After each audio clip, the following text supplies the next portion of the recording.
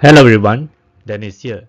In this video, I'm going to discuss review GCE O-Level Physics October-November 2024 paper 2. Subject code is 6091. This video is brought to you by Ace with Dennis. Now, learning can be smart, not hard. Don't forget to subscribe and press the bell notification button to stop missing out free lessons from me. Alright, let's start discussing the paper. Question 1. A large ball falls vertically from rest and bounces on the ground. A. State the value of the acceleration of free fall near the earth. 1 mark. I hope you already know the answer for this question because it is very straightforward. The answer is 10 meters per second square. So this is the acceleration due to gravity. B. The ball first hits the ground at time t equals to 3 seconds with a speed of 15 meters per second. Part 1. Explain how these values show that air resistance acts on the ball as it falls. 1 mark. So to answer this question, first we need to find the acceleration of the ball when it falls to the ground. So acceleration formula is A equals to V2 minus V1 over T2 minus T1. So given that the large ball falls vertically from rest, meaning that when t equals to 0, the speed equals to 0. Also, when t equals to 3 seconds, the speed is 15 meters per second.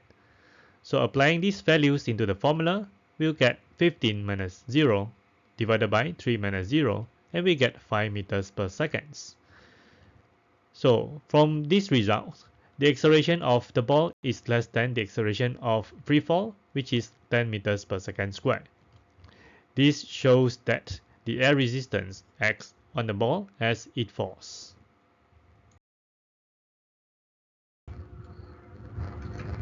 Part 2. The ball is in contact with ground for 0.2 seconds and then bounces upwards. At t equals to 5 seconds, the ball reaches its highest point at the top of the bounce. On figure 1.1, sketch a velocity time graph for the first 5 seconds of the motion. 4 marks. So we can draw a diagram to illustrate the movement. So when t equals to 0, the speed equals to 0. So we can mark this point on the graph. Time is 0, velocity is 0. Next, when it first hits the ground, the time is 3 seconds and the speed is 15 meters per second. So from this diagram, as the ball falls until it hits the ground, the time is 3 seconds and the velocity is 15 meters per second. We also can mark this information on the graph at this point. Time is 3 seconds and the velocity is 15 meters per second. Okay, now the question is how the velocity changed from 0 to 3 seconds. So it will bend at this curve. Okay, the reason is because as the velocity increases, the air resistance increases. Hence, the acceleration decreases. Therefore, as you can see, the gradient of velocity time graph gives us the acceleration. So the curve is getting less steeper, which means that the acceleration decreases.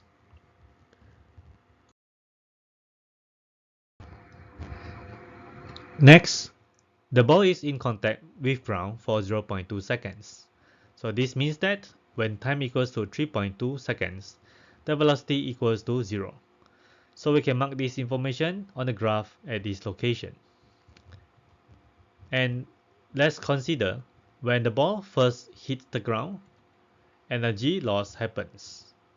Hence, maximum speed when the ball bounces will be less than 15 meters per second. And one more thing we need to consider, as the ball bounces upwards, this means that the ball changes direction. Hence, velocity changes the sign.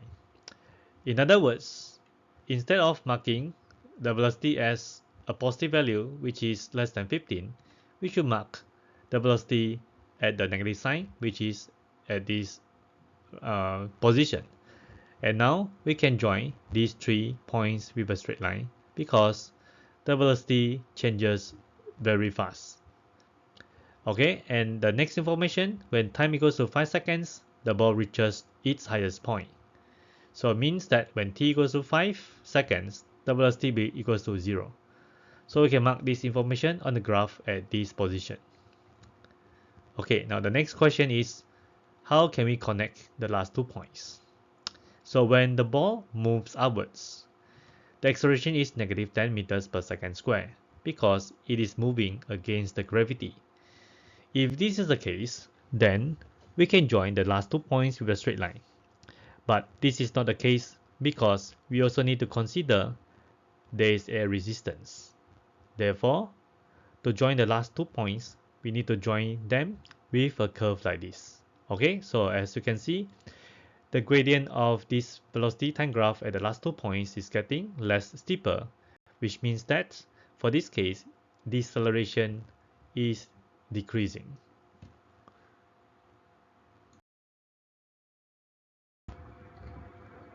Part 3. State how the velocity time graph can be used to find the height from which the ball is dropped. 1 mark. So we know that the area under a velocity time graph gives us the total distance traveled. Hence, in order to find the height from which the ball is dropped, we need to find the area under this region. Hence, the answer will be the height from which the ball is dropped can be determined by finding the area under the velocity time graph from 0 to 3 seconds. Question 2. A.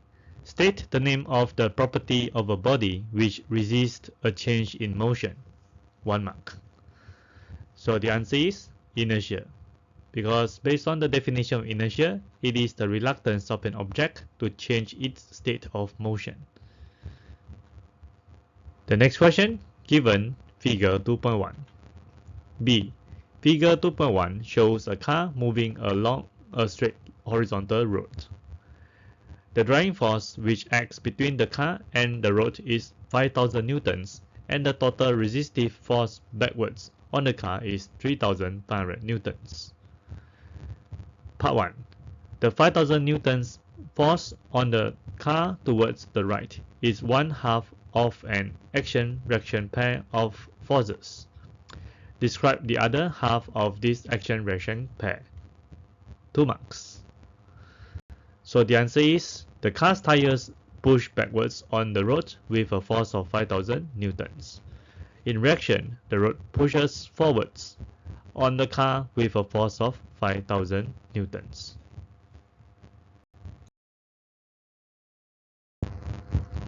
Part 2. The mass of the car is 800 kilograms. Calculate the acceleration of the car. 2 marks. So to answer this question, we need to apply Newton's second law, which is F equals to ma. F is the resultant force, which can be calculated by the driving force minus the resistive force. So for this case, the driving force is 5,000 newtons and the resistive force is 3,500. Given the mass is 800, so 800 times A, and the A will be 1,500 divided by 800, we'll get 1.875 meters per second square. Hence, 1.875 meters per second square is the answer.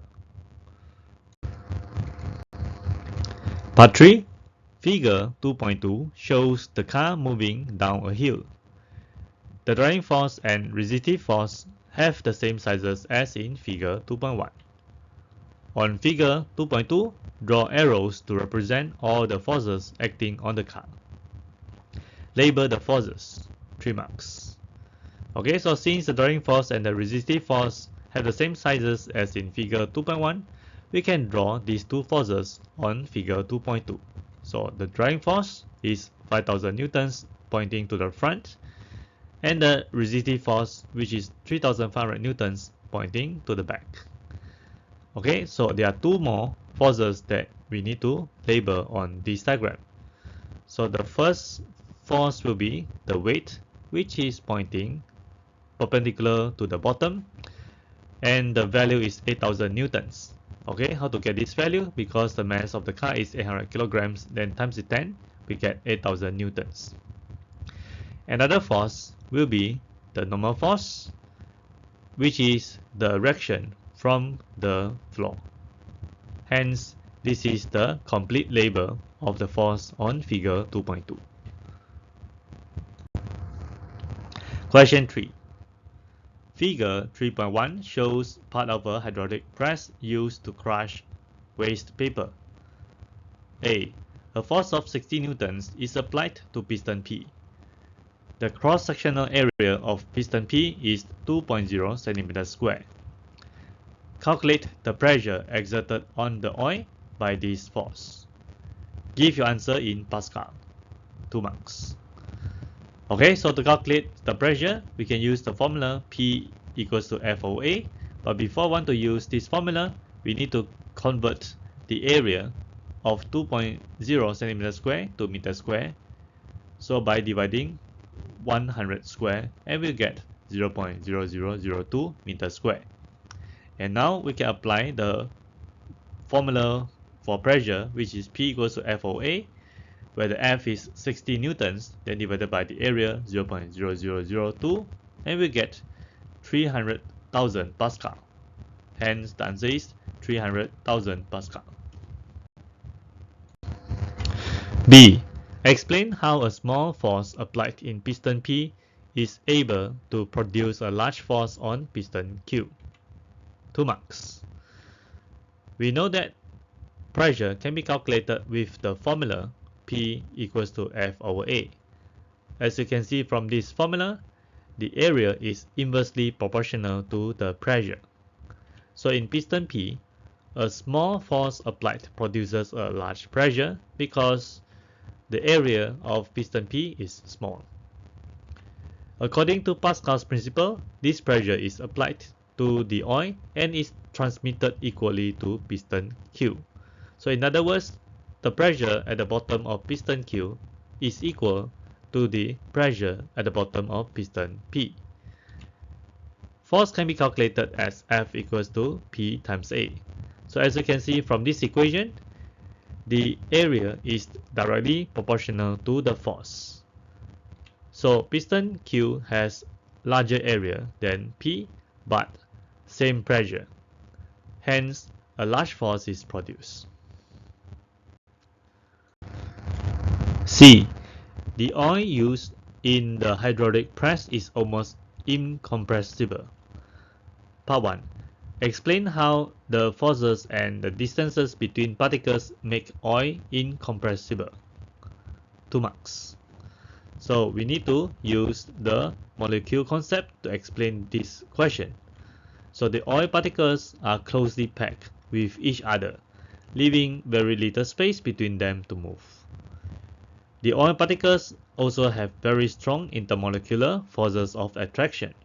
Hence, this makes the oil incompressible. Part 2. Explain why more work is done to crush the paper when the oil contains bubbles of air. 1 mark. Okay, so air bubbles are compressible. Some forces are needed to compress the air bubbles.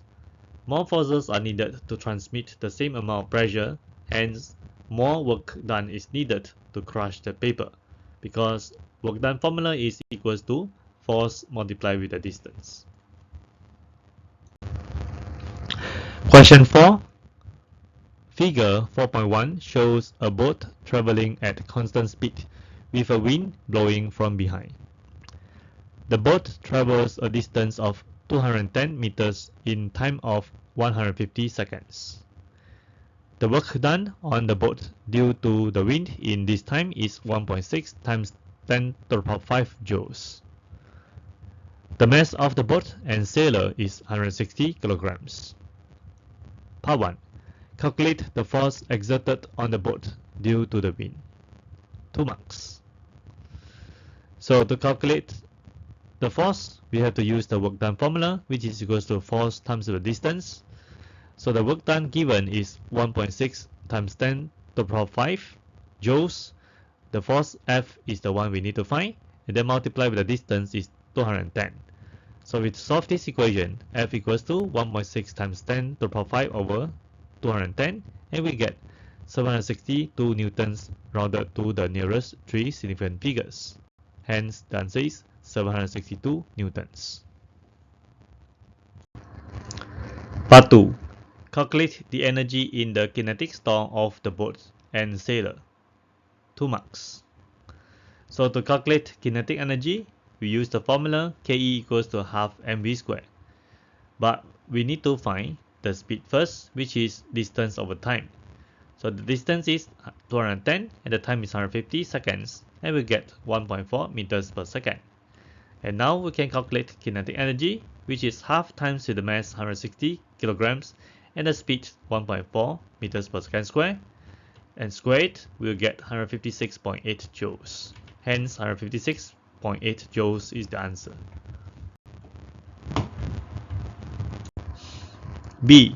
6 different energy resources are listed: biofuel, hydropower, fossil fuels, geothermal, wind, and nuclear fuel. Write the name of each of these energy resources in the correct column in table 4.1. 2 marks. So in table 4.1, there are 2 columns. The first column is non-renewable and the second column is renewable. So we have to categorize these energy resources into either non-renewable or renewable. So the first energy resources is biofuel. So it is renewable energy. The second is hydropower. So it is also renewable energy. Next, fossil fuels is non-renewable. The next one is geothermal. It is renewable. Wind is also renewable. For nuclear fuel, it is non-renewable. Question 5. Bluetooth uses electromagnetic waves of frequency 2.5 GHz to exchange data over short distance between fixed and mobile devices. A. The speed of light is 3.0 times 10 to the power 8 meters per second. Calculate the wavelength of the waves used in Bluetooth. 2 marks. Okay, to calculate the wavelength, we have to use the wave formula, which is V equals to F lambda. So the wavelength lambda equals to the speed V divided by the frequency F. Then we just put in the values. The speed is the speed of light, which is 3.0 times 10 to the power 8, then divided by the frequency 2.5 GHz, which is 2.5 times 10 to the power 9, and we'll get 0.12 meters. Hence, the wavelength is 0.12 meters. B. Infrared, radio waves, and ultraviolet are all types of electromagnetic radiation. Part 1. Place these 3 types of radiation in the boxes in order of increasing frequency. Alright, so among these 3 electromagnetic waves, infrared, radio waves, and ultraviolet, radio waves has the lowest frequency, followed by infrared, and ultraviolet has the highest frequency. Part 2. Infrared radiation can be used for heating and for cooking in the home. State 1 other use of infrared radiation in or around the home. 1 mark. Okay, so you have to give one example of the usage of infrared at home. So one possible answer can be remote control for air conditioner or television. Part 3. State 1 use of ultraviolet radiation. 1 mark. So for this question, there are several possible answers. It can be sterilization of medical equipment, or skin tanning, or counterfeit banknote detection. So you just need to write one usage. C. The radiation used in Bluetooth is of low power and considered harmless. Explain why. 1. Exposure to high power radio waves is dangerous. 1 mark. So the keyword here is high power. high power means high energy. So the exposure can cause overheating due to high energy to our body tissues, which can damage tissues if they are exposed over a long period of time. 2. Exposure to electromagnetic radiation of some frequencies is dangerous even at low powers. 1 mark. Okay, so the reason is because high frequency radiations have high penetration ability and ionizing effect. They can penetrate deep into our body and ionize the cell of our important organs.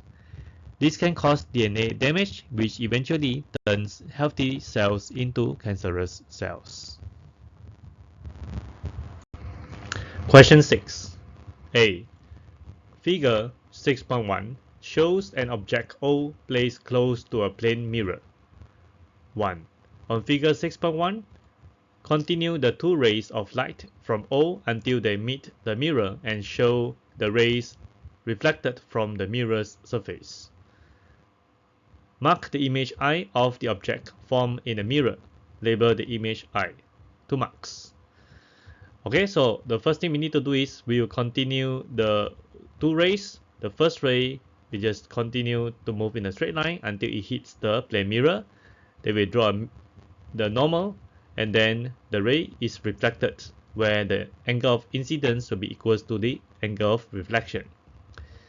We repeat the same process for the second ray, in which you continue to move in a straight line, then hit the plane mirror, we draw the normal, and then it is reflected, and again the angle of incidence will be equal to the angle of reflection.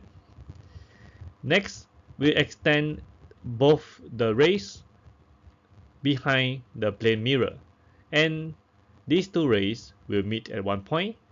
This point will be the location of the image. Now let's label it as I. Part 2. Describe how the image I can be found using the reflected rays.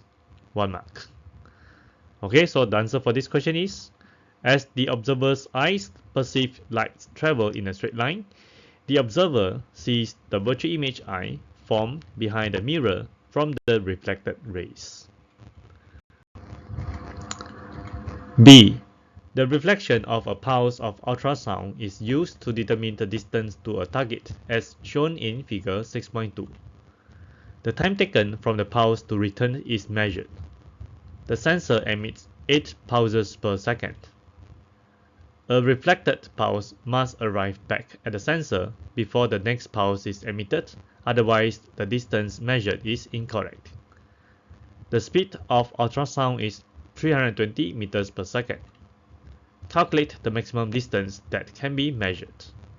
3 marks. So before we want to calculate the maximum distance, first we need to calculate the period of the pulse. So it will be 1/8 because it emits 8 pulses per second, which will get 0.125 seconds. Now, apply this formula. S equals to 2d/t, where S is the speed of the ultrasound, d is the distance between the sensor and the target, and the t is the period. Okay, we need to multiply the distance by 2 because the pulse travels to the target and then returns back to the sensor. So rearrange this equation. The distance is equal to the speed times the period divided by 2. Then we substitute the values. Speed is 320 meters per second. The period is 0.125 seconds. Then divided by 2, we'll get 20 meters. Hence, the answer is 20 meters. Question 7. Figure 7.1 shows a circuit containing 3 resistors, a lamp, and a battery of electromotive force EMF 9.0 volts. A. Show that the total resistance of the circuit is 120 ohms. 2 marks. So to calculate the total resistance of the circuit, first we look at these two components, the fixed resistor and the lamp. So they are connected in series. Hence, the total resistance of these two components are adding their resistance, which is 48 plus 12, and we get 60 ohms. Then they are connected in parallel with the 30 ohm fixed resistor. Then we can calculate the equivalent resistance, which is 1 over R equivalent equals to 1 over 60 plus 1 over 30. So the 60 ohms comes from the sum of these two resistance that we have added just now, and the 30 ohms come from the fixed resistor here. Okay, and we calculate, we'll get 1 over 20, which means that R equivalent will be 20 ohms. Next, this R equivalent is connected in series with the 100 ohm fixed resistor.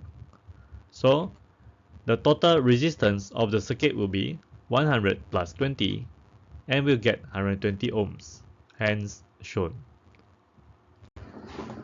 B. Calculate. Part 1. The potential difference PD between A and B.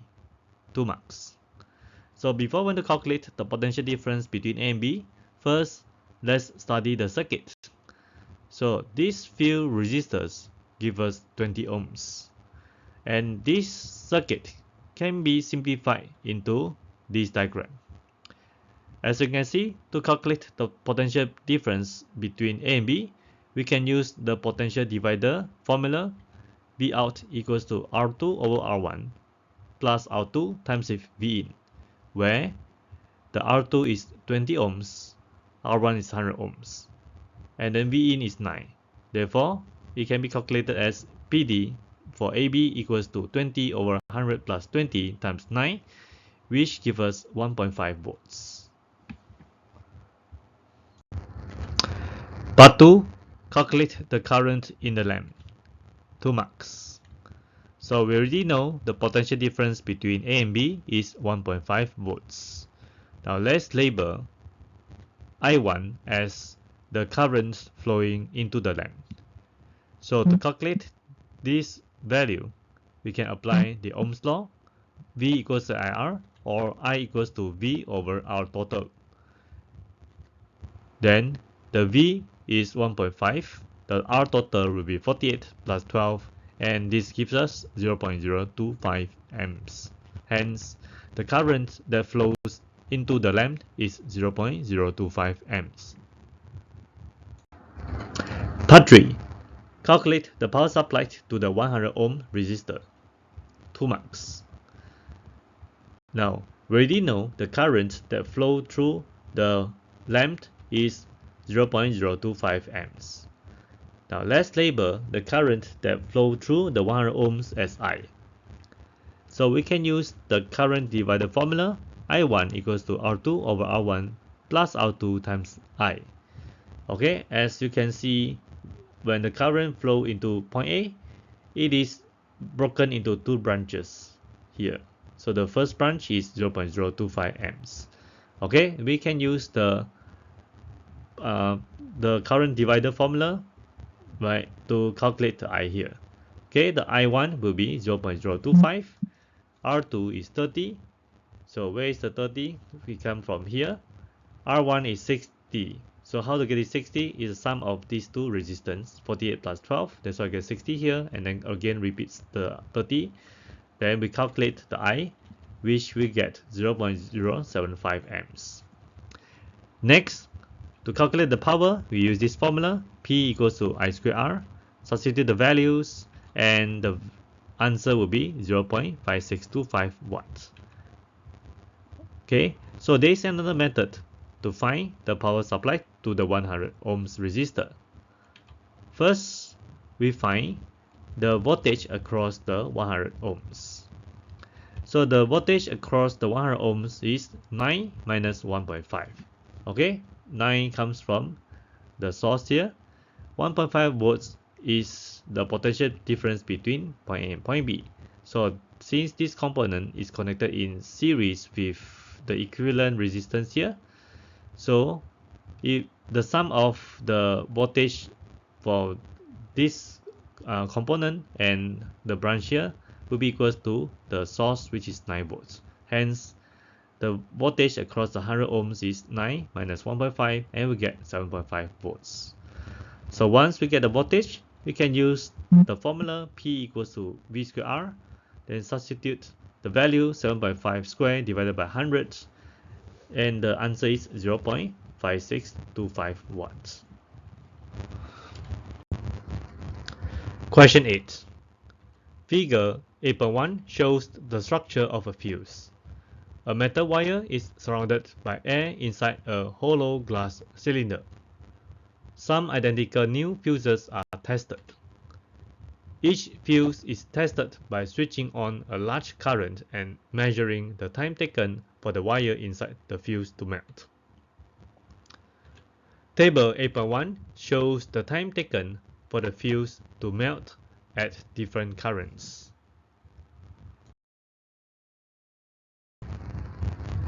A.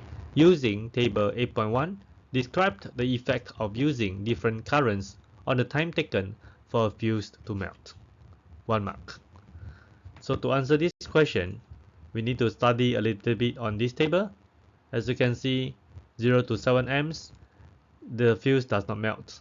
And when the current is getting larger and larger, the time to melt the fuse is getting shorter and shorter.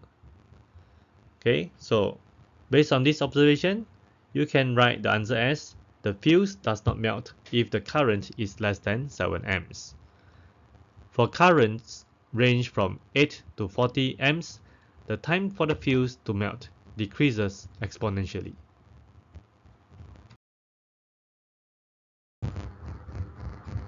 B. Two types of fuse are produced, a standard fuse and a fast-blowing fuse. All fuses have a current rating. When the current in the fuse is equal to the current rating, the fuse does not melt. When the current in the fuse is twice the current rating, a standard fuse melts in just less than 1 second. A fast-blow fuse melts in just less than 0.1 second. Part 1. The fuse in Table 8.1 is the standard fuse. Determine its current rating to the nearest ampere. 1 mark. So given that the fuse in Table 8.1 is a standard fuse, so it melts in just less than 1 second. So from the table, we look for the time which is less than 1 second, and this is the column that we are looking for. It gives us the current is 12 amps. So given that the current in the fuse is twice the current rating, standard fuse will melt. Therefore, the current rating will be half of the current which melts the fuse. Then it's 12 divided by 2, we get 6 amps. Hence, the current rating is 6 amps.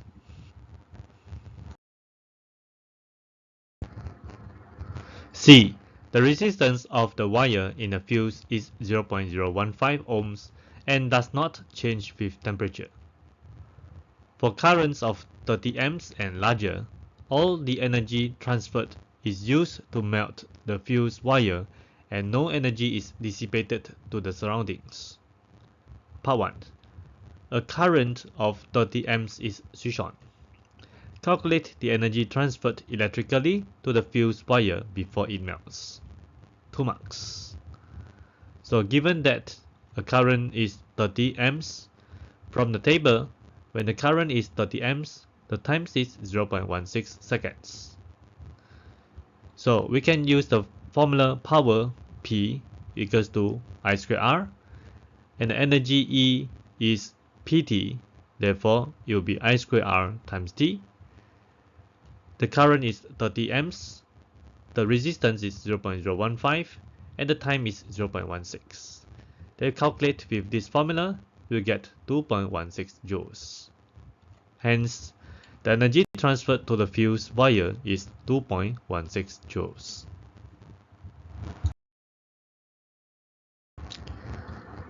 Part 2.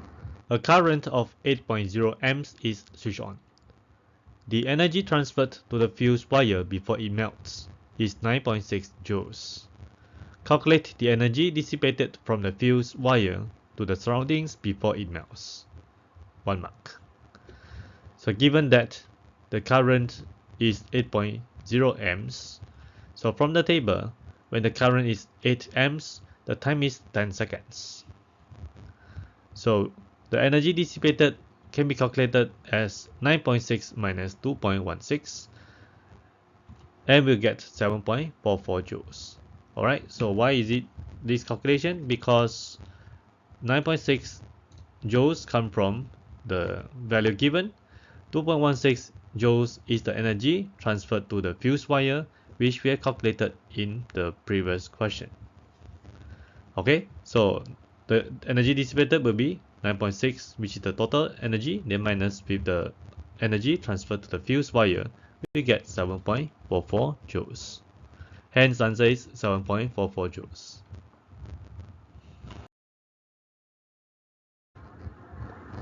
Part 3. State the name of two thermal processes by which energy is dissipated from the wire and state where each of these processes occurs. 1 mark. So let's look at the structure of the fuse. So from here, we can see that the thermal energy can be transferred by conduction.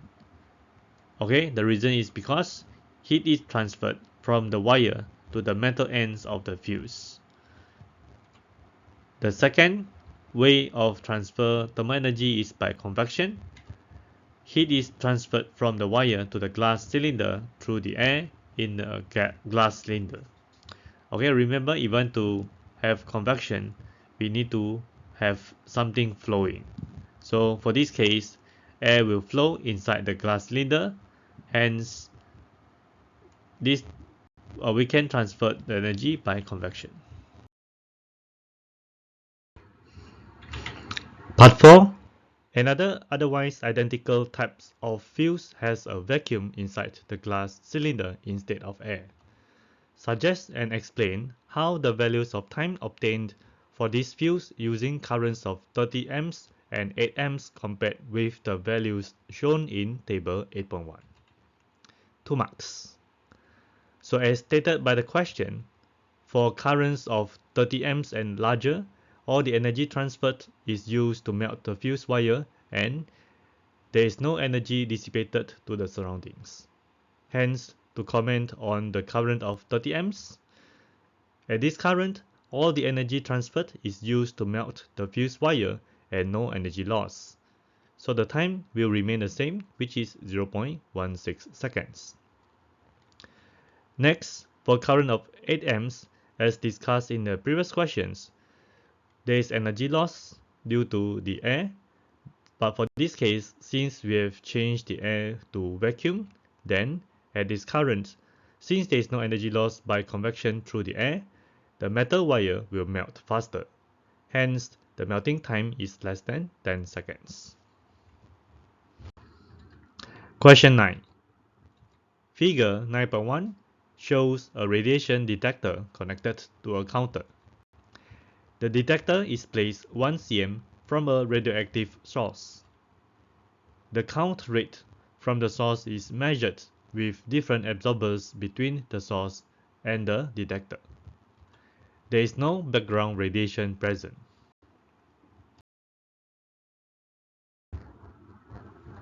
Table 9.1 shows the readings taken. A.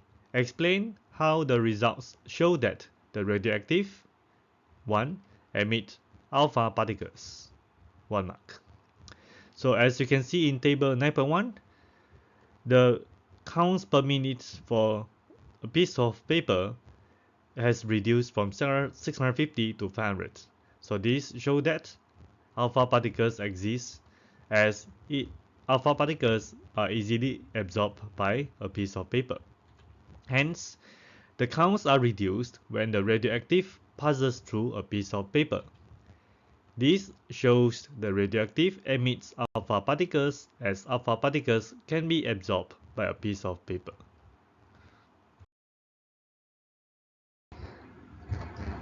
Part 2. Explain how the results show that the radioactive emits beta particles. 1 mark. So for this question, also similar with part 1, where the reading for 5 mm take aluminium has reduced from 650 to 0. So this shows that the beta particles are blocked by the 5 mm thick aluminium. Hence, the answer is the counts are reduced when the radioactive passes through 5 mm thick aluminium. This shows that beta particles are emitted as beta particles cannot penetrate thick aluminium.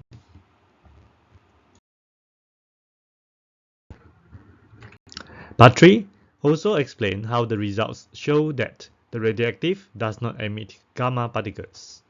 1 mark. So the answer is pretty straightforward. Gamma particles can penetrate thick aluminium. However, the counter drops to 0 when the observer is 5 mm thick aluminium.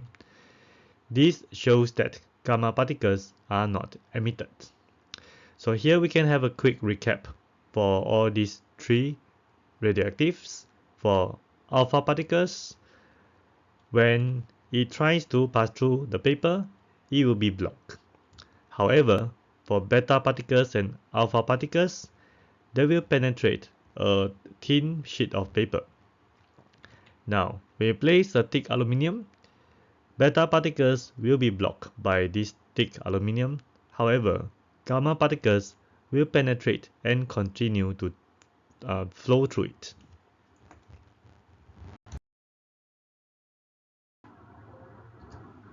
B. In some areas of the world, there is a high level of background radiation. Part 1. Explain what is meant by background radiation.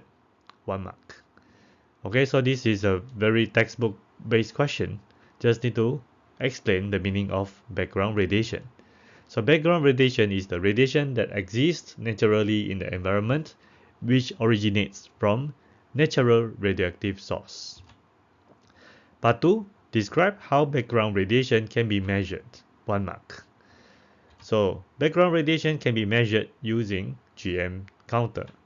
The counter detects electrical pulses produced when radiation ionizes a gas-filled tube. C. One of the isotopes present in the radioactive source is iodine-131, which has a half-life of 8 days. Part 1. State the names and the numbers of the particles present in one neutral atom of iodine-131. 2 marks. So the name of particles present in one neutral atom of iodine are three things: the protons, electrons, and neutrons. So the number of protons is 53 because atomic number is 53. Since it is a neutral atom, then the number of electrons is also 53. We also can know the number of neutrons by the formula, the mass number minus the atomic number. So for this case, it's 131 minus 53, and we'll get 78. Part 2. State what is meant by half-life. 1 mark. So again, this is a definition question. Just write down the definition of half-life, which is the time needed for a quantity of a radioactive substance to reduce to half of its initial value through decay. Part 3. The count rate from this isotope in the source is 360 counts per minute. Calculate the time taken for the count rate from this isotope to fall to 45 counts per minute. 2 marks. So to calculate the time taken for the count rate to drop from 360 counts per minute to 45 counts per minute, we just take 360 divided by 45 and we get 8. 8 is 2 to the power of 3. So that means the time will be 3 half-life cycles. And one half-life cycle is 8 days. So the time will be 3 times 8, which is 24 days. Hence the answer is 24 days. Question 10. Figure 10.1 shows the apparatus used by a student to investigate a transformer. A. Suggest why the core is made of iron. 1 mark. Okay, so just write down the reason why we want to use a soft iron core to make a transformer. So iron is a soft magnetic material where it can be easily magnetized and demagnetized when AC power supply is connected in the primary coil.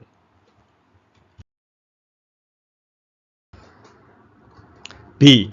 There are 14 turns on the primary coil and the input voltage is 6 volts. The student alters the number of turns on the secondary coil and obtains output voltages across the resistor R that vary between 12 volts and 24 volts. Calculate the minimum and maximum number of turns used on the secondary coil. 1 mark. So to calculate the answer, we use the transformer formula Vp over Vs equals to Np over Ns. Rearrange this formula, Ns equals to Np times Vs over Vp. So when Vs equals to 12 volts, then Ns will be 14 times 12 divided by 6, and we'll get 28 turns. When Vs is 24 volts, then the Ns will be 14 times the 24 over 6, which gives us 56 turns. So 28 turns will be the minimum number of turns, and 56 turns will be the maximum number of turns.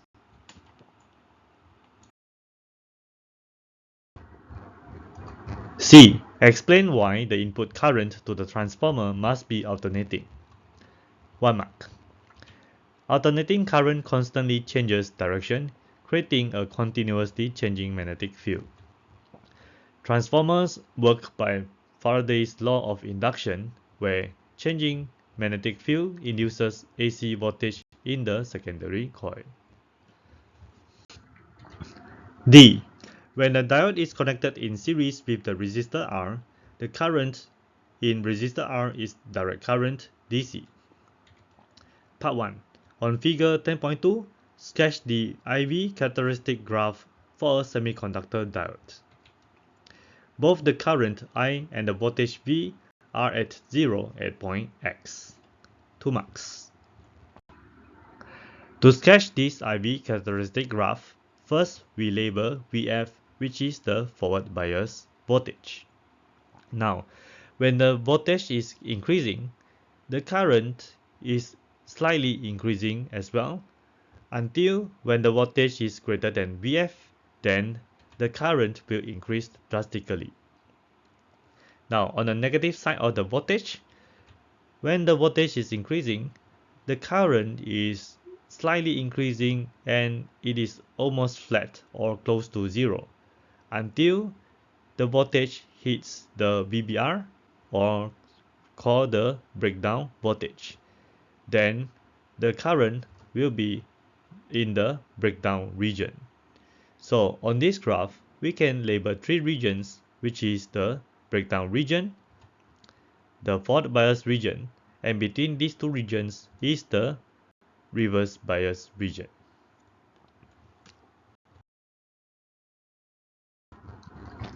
Part 2. Use your sketch in figure 10.2 to explain why the current in resistor R is DC when the diode is connected. 1 mark. Okay, so in order to make the diode to operate normally, so we need to make sure that it operates at the forward bias region, which means that the voltage has to be greater than the forward bias so that the current can flow through in this manner. Okay, so the answer will be diode allows current to flow in one direction, which is forward bias, and blocks current in flow in the opposite direction, which is the reverse bias. Hence, direct current has to be connected in the correct direction, and the potential difference is greater than forward bias voltage in order for the diode to operate in the forward bias region. E. Transformers are used in the transmission of electrical energy from a power station to an individual house. State and explain the types of transformer used between the power station and the house. 4 marks. Now, before I want to answer this question, let's review the model of transmission. Now, first, the electrical energy is generated from the power station. Then, it is connected to a step-up transformer to increase the voltage before it is sent to the transmission line. So the voltage in the transmission lines are high and the current is low. This is to reduce the energy loss and hence increase the efficiency of the transmission. Next, before it reaches the individual house, it has to connect it to the step-down transformer to decrease the voltage. Then it will be connected to the individual house. Alright, now let's try to answer this question. Between the power station and the transmission lines, a step-up transformer is used to increase the voltage generated by the power station. Transmission voltage has to be high and transmission current has to be low to reduce energy loss and hence increase power efficiency in transmission. Between transmission line and individual house, a step-down transformer is used to lower down the voltage to a safe level that can be used by the consumers. Voltages that are too high can damage the electrical appliances and also become electric shock hazard and fire hazard. Question 11. Figure 11.1 shows a solenoid wound through holes in a horizontal piece of card. There is a current in the solenoid in the direction shown by arrows. The current produces a magnetic field inside and outside the solenoid. A. Draw the magnetic field pattern on the card in figure 11.1. 2 marks. So before we want to draw the magnetic field patterns, we need to know where is the direction of the magnetic field. So to do this, we can use right hand grip rule. So you can place your right hand with this direction, where your forefingers points the direction of the current flow. Then your thumb will show the direction of the magnetic field. Now we already know that the magnetic field is pointing to the left, so we can draw a straight horizontal arrow pointing to the left because this is the strongest magnetic field. Then we can draw circles around the solenoid, and the solenoid that is closer to the solenoid has the stronger magnetic field. B. An iron rod and a steel rod are stationary inside the solenoid as shown in figure 11.2. Part 1. Explain why the rods move away from each other when the current is first switched on. 2 marks. So to answer this question, first we need to identify the poles induced at the ends of these two rods. So let's imagine we look at these two rods in this direction and we'll see the left end of these two rods. So the direction of the solenoid, a current flow in the solenoid is in this direction, hence it is a north pole for both ends of this solenoid, of these rods. Next, imagine we look at these two rods in this direction and this is the right ends of these two rods. So this is the direction of the current flow in a solenoid, which will induce south poles at the right ends of these two rods. As you can see, they have the same poles. Therefore, they will repel because like poles will repel each other. So when current flows in the solenoid, both the rods are magnetized. North poles are induced in the right ends of both the rods and south poles are induced in the left ends of both rods. Since like poles repel, the rods move away from each other.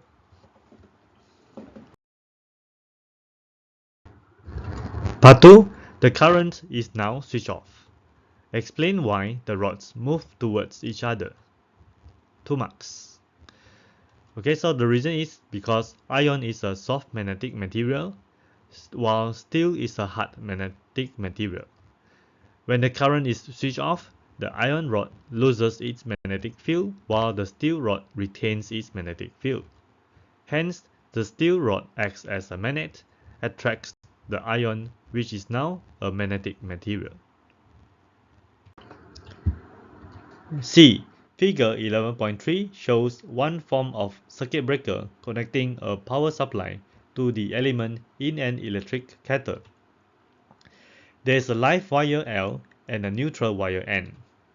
There is also an earth wire connected to the metal case of a kettle. This is not shown in figure 11.3. There is a current of 5 amps in the live wire to the kettle. Part 1. State the current in the neutral and earth wires when the appliance is operating normally. 1 mark. Alright, so since the appliance is operating normally, then the current in the neutral wire will be the same as the current in the live wire, which is 5 ampere. The current in the earth should be 0 amps because there is no current flowing in the earth wire as the appliance is operating normally.